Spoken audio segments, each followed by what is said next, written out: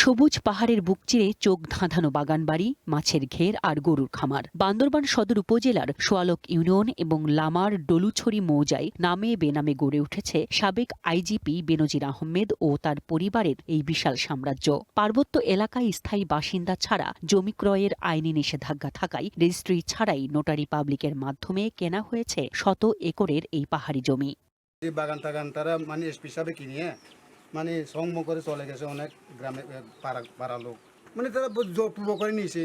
সরকারকে মংতারা দনা ভরে সরকার আন্দার রাখে আর অনেকে বেতন টেতন কে নদে ব্যালেন্সিয়ত না হন সরকারের তরফে জায়গা রয়ে গই জায়গা তারা ফেরত চাই।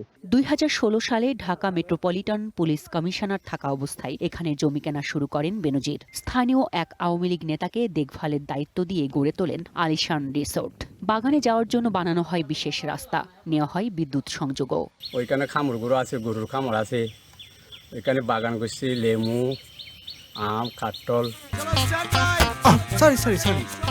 লাইফে কখন কি হয় গ্যারান্টি আছে? তাই ইন্স্যুরেন্স করুন সিটি ব্যাংকে, কারণ ইন্স্যুরেন্স করলে সিটিতে সুরক্ষা পাবেন নিশ্চিতে। তবে স্থানীয়দের অভিযোগ, কাগজে কলমে কম জায়গা কিনলেও ক্ষমতার দাপটে চারপাশের দরিদ্র পাহাড়ি মানুষের জমি মূলত জবরদখল করেন এই পুলিশ কর্মকর্তা। 8 বছর মতো হবে আমি এখানে ঢুকতে পারে না, আসতে পারে না।